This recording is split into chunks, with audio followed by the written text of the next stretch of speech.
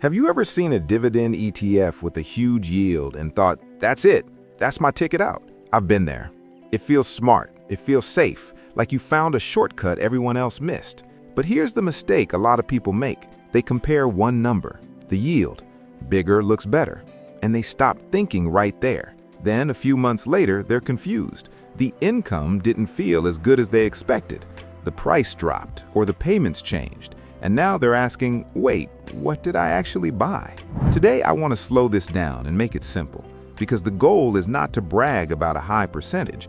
The goal is to build income you can live with for a long time. There's a big difference. So in this video, I'll share 4 dividend ETFs you can look at that are not the usual one everyone names. We'll go from lower yield to higher yield, and I'll show you the one simple idea most people miss when they chase big yield. Not to scare you, just to help you choose with your eyes open. I'm Mark. This is Dividend Hustle. Let's talk about how to build dividend income the smart way, without falling for the number that tricks most people. A lot of people think this is how it works. The higher the yield, the more freedom you get. More percent equals more cash. More cash equals less work. Sounds clean, sounds simple, and honestly, that belief makes total sense, until you look a little closer. Here's the trick. That yield number can be real, but it can also be misleading if you don't know where the cash is coming from. Sometimes the payment is high because the investment is taking on more risk. Sometimes the payment can change a lot. And sometimes the price can drop so much that the big yield doesn't feel like a win anymore. So yes, yield can feel like freedom, but if you pick only based on yield, it can also become a trap. Let me show you what I mean with a simple example. Imagine 2 people invest the same amount of money. One picks a steady fund that pays a smaller yield. The other picks a fund with a huge yield. On paper, the second person looks smarter because the cash number looks bigger. But if that huge yield fund also swings hard or the payment is not stable, that person might end up stressed, checking the account every week and wondering if they made a mistake. So the real question is not just how big is the yield. The real question is, how strong is the engine behind it? In a minute, I'll show you the simple test that helps stop bad picks before they happen. But first, we need to lock in the math, because this is the part that makes everything feel real. Let's use the same money and 2 different yields. If you have $500,000 invested in something that yields 4%, you can roughly expect about $20,000 per year in dividends. That's helpful. That can cover some bills. But for most people, it's hard to live on that alone.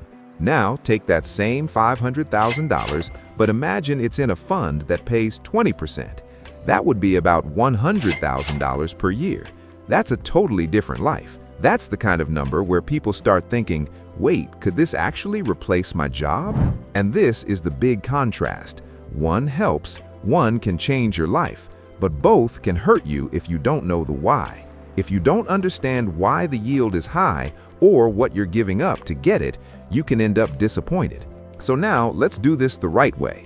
I'm going to walk through 4 ETFs, from lowest yield to highest yield, and we'll talk about the pros and cons in plain language so you can make smart choices. First up is what I call the Seatbelt ETF. It's not here to impress you with a huge yield.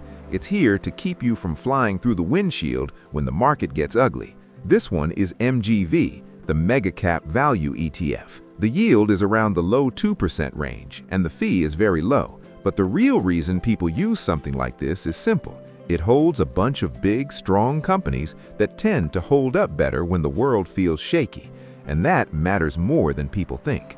Let me tell you what a bad year looks like in real life. Stocks drop fast, headlines get loud, your coworker tells you they sold everything.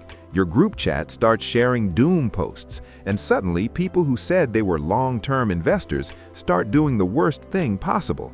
They panic sell near the bottom, not because they're dumb, because they're human. A steadier ETF can help you avoid that. When your portfolio doesn't swing as hard, you sleep better. And when you sleep better, you make better choices. That's the job of the seatbelt. It doesn't make the car faster, it helps you survive the crash. Now, here's the key point. You don't buy a fund like MGV to live off dividends tomorrow. You use it as a strong base, a base that can keep you invested during the rough parts, because the rough parts are what wreck most people's plans. And once you have that base, we can add the next piece. Next, we add one that pays a bit more and still grows. The second ETF is what I call the mix.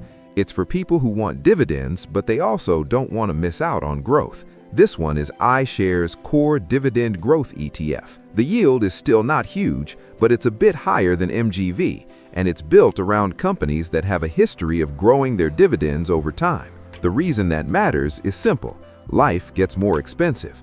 Groceries go up, rent goes up, everything goes up. So an income stream that can grow is a big deal. And here's the myth I want to break right now. Dividends and growth are not enemies. A lot of people think you must choose one or the other, like you either get boring dividend stocks or fun growth stocks. But DGRO blends the idea. You can have solid companies that pay dividends and still have room to grow. That's why this ETF can feel like a bridge between the stable base and the income goal. So far, we've talked about the base and the growth layer. But now we're about to shift into what most people really want when they search this topic: monthly paychecks. And yes, there's a way to do that, but there's also a catch most people ignore, and it's the reason some high-yield picks disappoint people later. Now we move into the part most people really want: a monthly paycheck. This is where ETF number 3 comes in. It's called SPYI, and it's built for one main job: to try to pay strong monthly income. Here's the simple idea. SPYI uses something called options. If you've never heard that word, don't worry. Think of options like this. You're getting paid for making a deal. It's like saying, I'll let someone else have some of the upside for a set time, and they pay me today for that chance. That payment can help create a bigger monthly payout. But here's the trade-off. More cash now can mean you give up some upside later, and it can also move more with the market. So this is not the Seatbelt fund. This is the paycheck fund. It's mainly for cash flow, not for sleeping like a baby during a rough market. And this is where people get smarter with a simple split. Instead of going all in on high income, they build a strong base first, then add income on top. Here's an example, just to show the math. Say you have $1 million. You put $700,000 in a core dividend fund that yields around 4%. That could be about $28,000 per year. Then you put $300,000 in SPYI, and if it's paying around 12%, that could be about $36,000 per year. Together, that's about $64,000 per year, or close to $5,500 per month. Again, this is just an example to help you understand the idea. Payouts can change, prices can change, nothing is guaranteed. But you can see how mixing steady with high income can create a more balanced plan. One more quick note. Some people like funds like this inside retirement accounts because taxes can be simpler there. But taxes are personal, so always check with a tax pro if you're building a real plan. Now, here's the curiosity twist.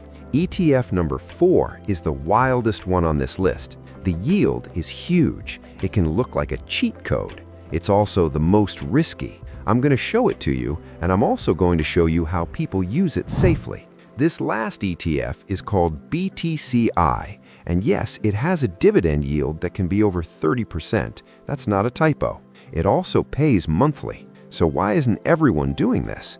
Because this one is based on Bitcoin, and Bitcoin moves a lot, up and down, fast. That big movement is part of how this fund tries to create high income.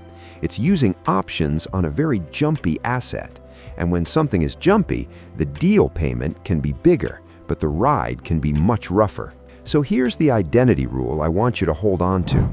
If you are a builder, not a gambler, you keep this one small. Small means if it goes against you, it does not wreck your plan. A clear rule some people use is keeping something like BTCI around 10% or less of the dividend part of your portfolio, not because it's bad, but because it's powerful, and powerful tools need limits. This ETF can be interesting as a small hot sauce add-on. A little can change the flavor. Too much can ruin the meal. So now the real question becomes this. If these 4 ETFs all have different jobs, what's the smart way to put all 4 together so the plan makes sense? Here's the simple forever plan. Don't pick one ETF and hope it works. Build a system where each piece has one job. First, start with safety and stability. That's your seatbelt. It helps you stay calm when the market gets rough, so you don't panic and sell at the worst time. Second, add dividend growth. That's your long-term fuel. It helps your income rise over time, so you're not stuck with the same paycheck while prices keep going up. Third, add monthly income. That's the part that can help turn your portfolio into a steady stream of cash you can use for real life. And fourth, only if you truly understand it, add a tiny turbo, a small slice that can boost income, but never so big that it can sink your whole plan. This is not a guarantee. It's just a smart way to think, so you're not guessing and you're not chasing one number. If you want, in the next video, I'll show a simple starter plan to reach your first real monthly dividend milestone without guessing, step by step. And I'll keep it simple so you can actually use it. Before you go, I want to hear from you. Which matters more to you right now? Steady growth or bigger monthly cash, and why?